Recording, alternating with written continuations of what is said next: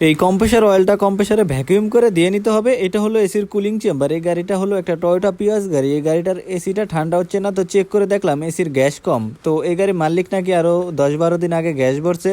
তো এসির গ্যাসটা বললে 10-12 দিন চলে, তারপরে আবার এসির গ্যাসটা আস্তে আস্তে কমে যায় আর এই গাড়িটা ঠান্ডা হচ্ছে না। তো আজকে আমার কাছে যোগাযোগ করে নিয়ে আসলো, আমি চেক করলাম, তো দেখলাম এই এসির কুলিং চেম্বারটা লিক। এখন এই কুলিং চেম্বারটা চেঞ্জ করে আমরা একটা নতুন এসির কুলিং চেম্বার এই গাড়িতে ফিটিং করে দিব। এটা হলো একটা টয়োটা পিয়াস গাড়ি, আপনার যে কোনো গাড়ি হতে পারে। যদি গাড়ির এসি সিস্টেমে লিক থাকে তাহলে আপনার এসির গ্যাস রিফিল করে কোনো লাভ হবে না, গ্যাসটা কমে যাবে। তো অবশ্যই লিক ঠিক আছে কিনা এটা চেক করে তারপরে সমস্যা সমাধান করে এসির গ্যাসটা রিফিল করবেন।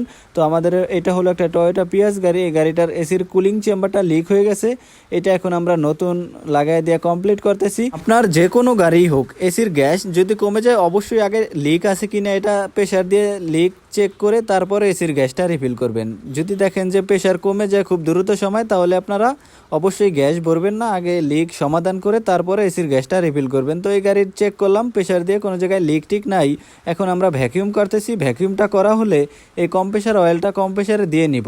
তো গাড়ির এসি সিস্টেমে কম্প্রেসার অয়েল খুবই গুরুত্বপূর্ণ। যদি কম্প্রেসার অয়েল কমে যায়, কম্প্রেসার ভিতর থেকে শব্দ হয়, বিভিন্ন সমস্যা দেখা দেয়। তো এখন আমরা এই কম্প্রেসার অয়েলটা এই গাড়িটাতে ভ্যাকিউম করে দিয়ে নিতেছি।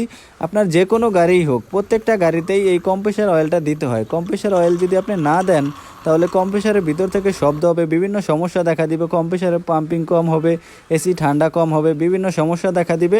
তাই অবশ্যই আপনি চেষ্টা করবেন প্রতি 2 থেকে 3 বছর পর পর এসিটা সার্ভিসিং করার সময় কম্প্রেসার অয়েলটা দিয়ে নেওয়া। এই গাড়িটা যেহেতু 10-12 দিন আগে এসির গ্যাস কমে গেছে, তখন গ্যাস ভরার সময় কম্প্রেসার অয়েলটা দেয় না। এখন যেহেতু আমরা এসির কুলিং চেম্বারটা পরিবর্তন করছি, এখন কম্প্রেসার অয়েলটা দিতে হবে। তো আপনার যে কোনো গাড়ির যে কোনো এসির মালামাল আপনি পরিবর্তন করেন, যেমন এসির কম্প্রেসার, কন্ডেন্সার, কুলিং চেম্বার, এগুলো যখন পরিবর্তন করবেন কম্প্রেসার অয়েল দেওয়া খুবই গুরুত্বপূর্ণ। যে কোনো পার্টস পরিবর্তন করেন অবশ্যই তখন কম্প্রেসার অয়েলটা দিয়ে নেবেন। আর প্রতি 2 থেকে 3 বছর পর চেষ্টা করবেন এসি সার্ভিসিং করার।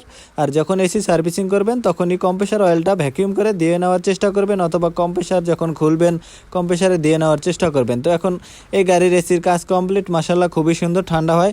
তো আমার এই ভিডিওটা শেয়ার করে দিবেন আপনার ভাই ব্রাদার, বন্ধুবান্ধব যাদের এই ধরনের গাড়ি আছে, তারা এই ভিডিওটা দেখলে কমপ্লিট একটা ধারণা পেয়ে যাবে। তো আলহামদুলিল্লাহ আমাদের এই গাড়ির এসিটা খুবই ভালো ঠান্ডা হইতেছে। তো অনেকেই আছে বাইরের বাতাস দিয়ে চালায়। বাইরের বাতাস যদি আপনি দিয়ে চালান তাহলে আপনার এসি ফিল্টারটা খুব দ্রুত সময় ময়লা হয়ে যাবে, আপনার এই এসির কুলিং চেম্বারটা খুব দ্রুত সময় ময়লা হয়ে খারাপ হয়ে যাবে। সবসময় এই বাতিটা দিয়ে চালাবেন। আপনার গাড়ির মতন যে চিহ্নটা আছে এটা সবসময় অন করে চালাবেন এটা। আর যদি আপনি এই বাইরের বাতাসটা দিয়ে চালান তাহলে আপনার এসি ফিল্টারও খুব দ্রুত সময় ময়লা হয়ে যাবে। এই চেষ্টা করবেন সবসময় এই ভিতরের হাওয়াটা দিয়ে চালানো। এটা দিয়ে চালালে আপনার এসি থেকে পরিষ্কার বাতাস পাবেন, এসি ফিল্টারটা ময়লা কম হবে, এসির কুলিং চেম্বারটা দীর্ঘদিন ভালো থাকবে। তো এই ভিডিওটা শেয়ার করে দিবেন আপনার ভাই ব্রাদার, বন্ধুবান্ধব যারা এই ধরনের গাড়ি চালায়, তারা দেখে কমপ্লিট একটা ধারণা পেয়ে যাবে। ধন্যবাদ সবাইকে ভিডিওটা ফুল দেখার জন্য।